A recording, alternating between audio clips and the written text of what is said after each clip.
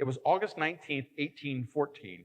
The First Lady of the United States, Dolly Madison, was fixing lunch for her husband, President Madison, who was defending the United States from an attack. The British had sailed up the Potomac, and they were about to attack Washington, our capital. He and his commanders were out at the battle, but they were coming home to the White House for lunch, and she had the lunch prepared. As she was preparing there, a messenger came in and said, President Madison is not coming to lunch today, but the British are. And with that, she looked around, and as everyone scrambled from the White House, she saw the Gilbert Stuart painting of George Washington. They went over and they rolled it up, and then as she was about to leave, she saw a portrait of herself. Take that too. And so they took a picture of that portrait of Dolly Madison, and they left. And moments thereafter, the British soldiers entered the White House. They ate the lunch, enjoyed the afternoon, and then as it got dark, they torched the White House and burned it to the ground, leaving only the 4 sandstone walls all scarred. And the only thing that we have prior to August 19th, 1814, from the White House are the Gilbert Stuart painting of George Washington that now hangs in the East Room of the White House, and the portrait of Dolly Madison, whose red backdrop is used to match the color of the Red Room in the White House as a consequence. As they are then there, they burn the rest of the Capitol. They burn the Capitol building itself. They burn Washington, D.C., and having done their duty, they hop back on the boat and go out around Chesapeake Bay, heading for Baltimore, the 3rd largest city in America and its largest seaport. In the course of leaving, they took a doctor, a fellow by the name of Dr. Bean, who was sort of leader of a little town right at the suburb, right at the edge, called Upper Marlboro. And they came in, they had some soldiers that were kept there. They took the soldiers and they took Dr. Bean, and they went on their way. The community leaders had no sooner had they done that than they recognized that Dr. Bean was gone, and they were concerned, and so they got on their horses and they went to Washington, D.C., and Georgetown, and there was a young attorney there by the name of Francis Scott Key, young fellow living with his little family, 6 boys, 5 girls. And they decided that they would ask him, they would hire him, would you go negotiate with the British so that we can get Dr. Bean back? Well, they said, okay, I'll take that case. But in order to do it, negotiating with the enemy is frowned upon. We need approval. They went to the president. President Madison said, fine, I'll give you a flag of truce, and also I will give you an official agent for prisoner exchange by the name of Colonel John Skinner. John Skinner will go with you, and you may negotiate with the British to try to get Dr. Bean back. Bean back, not bean bag.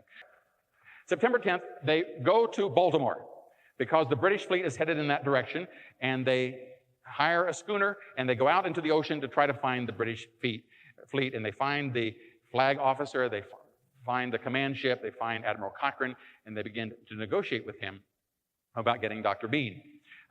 He's there for a few days. Finally, okay, fine, you can have him.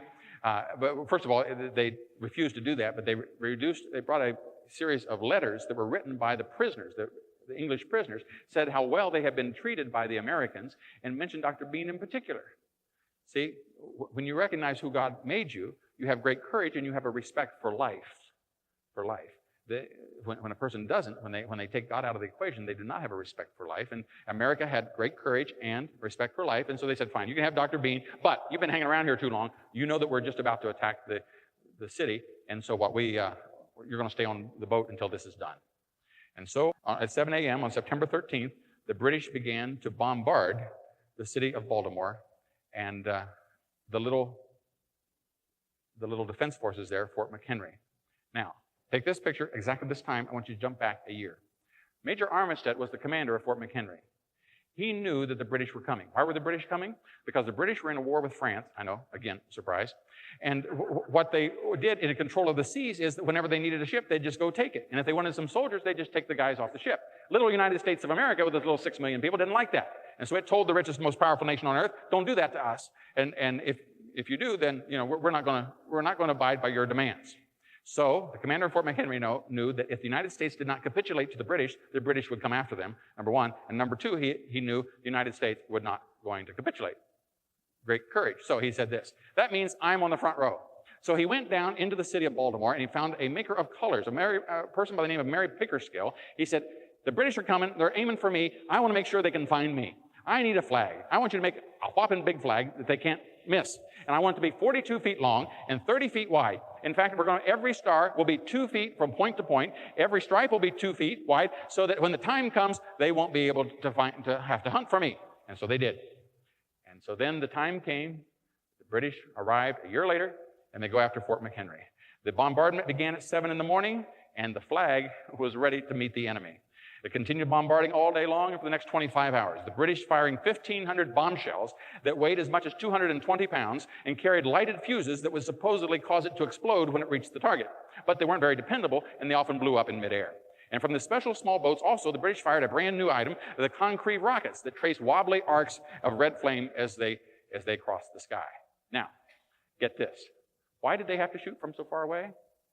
Because men, Americans, not soldiers, not sailors, just like Jeremy Glick and just like Todd Beamer, just Americans said, if they're coming at us, we're going to defend our families. And they put themselves on the line. They took 22 of their own boats, and they went out and they sunk them in the entrance to the harbor so that the ships couldn't get through. And so since they'd sunk all those ships and they had to shoot from far away, the British were not quite as accurate as they had hoped to be. But nevertheless, as it went on all day and all night, this grotesque fireworks roared on, and Francis Scott Key, Colonel Skinner, and Dr. Beans, locked on the flagship, had to watch the battle from the edge of the ship, the ramparts, to watch what was taking place all night long. They knew that as long as the shelling continued, that meant that Fort McHenry had not surrendered. But then long before daylight, there came a sudden and mysterious silence. And the three Americans did not know what had happened, and they were very concerned. You want to know what happened? Let me tell you what happened. These same men knew that if the British can't get through on their ships, that means that they're going to land here and they're going to come through the swamps, through the wetlands, and come at us. And so they laid themselves, they didn't get a permit or anything. They went out there and they laid, they stayed out there in anticipation of the time when the British would land to put themselves on the line between their families and the war's desolation, between the threat of the war. And so as the things fell quiet, Francis Scott Key didn't know what was happening, and he was scared to death. But what he didn't realize was that as the soldiers ran into those Americans again, that they surrendered, they gave up, and they were leaving. And it left all of them standing there, fearful as to what could have taken place. Because at the twilight, the night before, they had seen the flag. They saw what was going on. And so he penned these words. He said, "Oh, say, can you see by the dawn's early light what so proudly we hailed at the twilight's last gleaming, whose broad stripes and bright stars through the perilous night, or the ramparts we watched were so gallantly streaming. And the rocket's red glare, the bombs bursting in air, gave proof through the night that our flag was still there. The star-spangled banner in triumph will wave o'er the land of the free as correlation and the home of the brave."